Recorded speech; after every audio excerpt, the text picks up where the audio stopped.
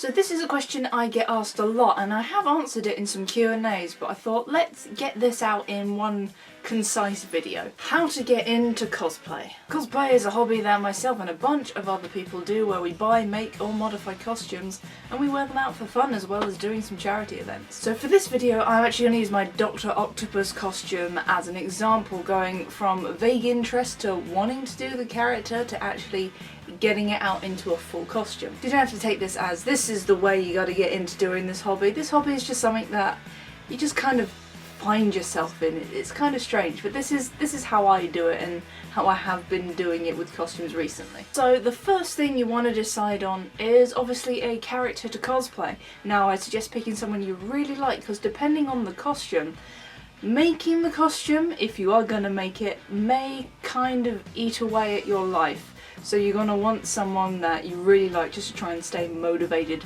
throughout the whole of the build process. Now don't let that intimidate you. Despite what some negative people in the cosplay community say, you don't have to spend hours and hours making something to be considered a cosplayer. Some character costumes can be bought already complete, so if you don't feel like you're ready to try and make something, or something's out there that's better than what you can do, then go ahead, buy it, wear it and have fun. But say you want to get into learning how to make something yourself, or the character you want to cosplay isn't something that you can buy straight off the shelf.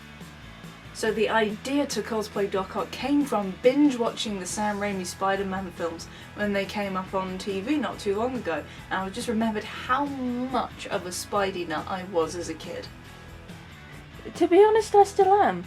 Dr. Octopus is high on my favourite villains list, so I thought it would be a fantastic costume to do, provided I could pull it off. So the first place you want to start is by going over all your reference materials. For me, this involved watching all the scenes with Otto in it, as well as the behind the scenes extras on the DVD pretty much on repeat, just to try and see how I could possibly take something from the screen into a physical costume without a Hollywood budget. Lots of screenshots of various parts of the costume were taken, and then I had to look at that and try and figure out how would I make this with materials that would be easily available to me and that I could do with my limited skill set. The easiest parts of the costume were the clothes. The two coats, one dark green and one brown leather. These aren't exactly the ones from the film, but they are a pretty close match and were actually found by a friend of mine at a boot fair because they knew I was doing this costume. Items like that, best places to look for them are in charity shops, car boots, second hand on eBay, things like that. Specific items may take a little while for you to source, but it's just the case of keeping an eye out, always have a look, because you never know what you might be able to find. You might be able to find there's a place that do things like that new, but for coats I always recommend looking second hand because that would be cheaper. Coats, if you're looking brand new for specific styles, tend to be a lot more expensive. And as sad as it may seem, when I'm working on a project, especially a big one like Otto or something else, I normally have reference pictures with me. I've either printed them off or they're on my phone, and sometimes I will have little fabric samples with me, like for a specific costume where I have a fabric that I'm going to use and I need to find something else that's going to match that colour. I keep samples in my notebook, so just in case I run into something when I'm out and I'm just like, that could very well be perfect, I can check it and look at my reference pictures and see whether or not it's gonna be right for me or not. Now, Ock's hat, gloves, boots and glasses are quite generic pieces of clothing, so those are more easy to find in local shops or online for a decent price. As previously mentioned, second-hand goods are normally good for finding a specific style for not a lot of price. Cosplay is an expensive hobby, so you're gonna have to budget yourself well, especially if you're doing big costumes. People think, well, how can you afford to do all these costumes? And that is just you budget yourself over time. Doc Ock was built over a period of 1 year. Just getting the materials and the pieces that I needed when I needed it, just slowly building it up. You don't have to buy it all at once and try and get everything as quickly as possible. Just slowly work on it, know when you can afford something, and then you can get it. Now the tricky part, the tentacles. These aren't something you can buy unless you count the old movie merch. Luckily my dad is a builder, so he had some idea of how to make tentacle props that would attach and detach and have it so we can light them up and in certain positions. But if you're looking at something and you have really no idea where to start, best place to look is online on YouTube. There are a bunch of cosplayers putting out tutorials on how to make certain things, you might be able to find someone that's done the same costume or a similar costume with a method that you can adapt for your own.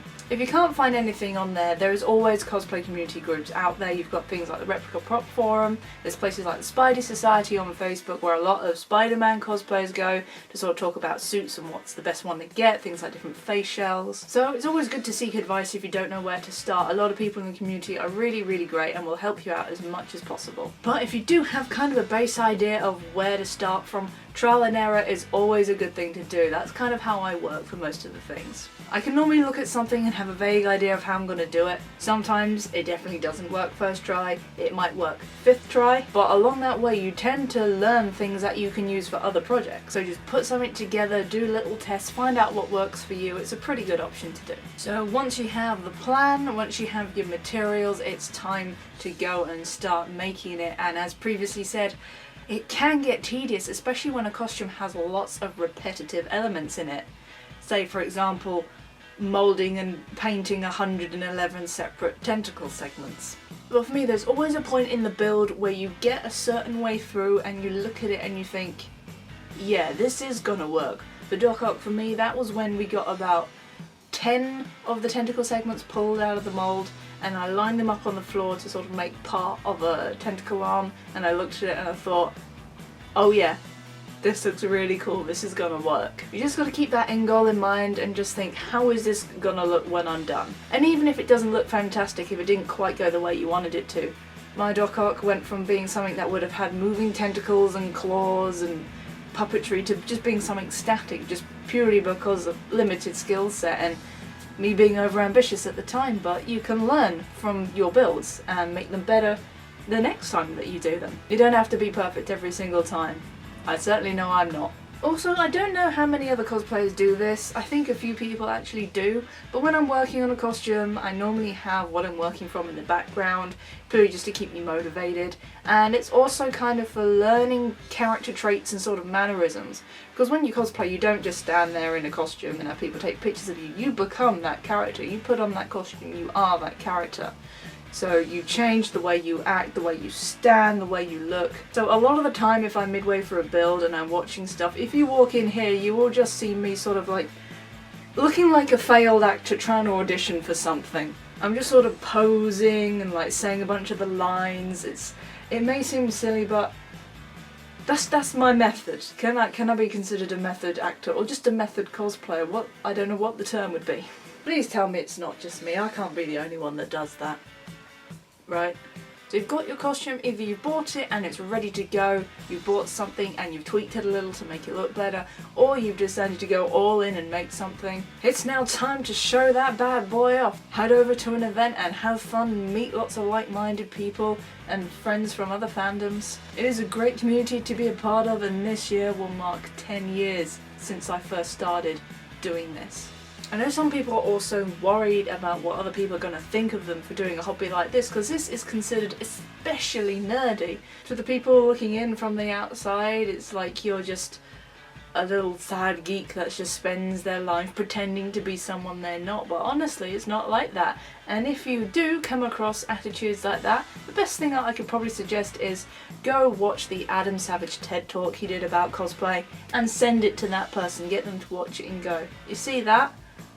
That is a well-respected man talking about cosplay. And then if they still don't get it, share the videos of cosplayers out there making other people smile, the people that put in a heck of a lot of time and effort into making something look like it stepped out from the film set. You think in TVs and movies there are teams of people that can work on one specific costume. They've got a massive budget, they've got access to a bunch of materials and a bunch of different methods. Cosplayers, you know what we have?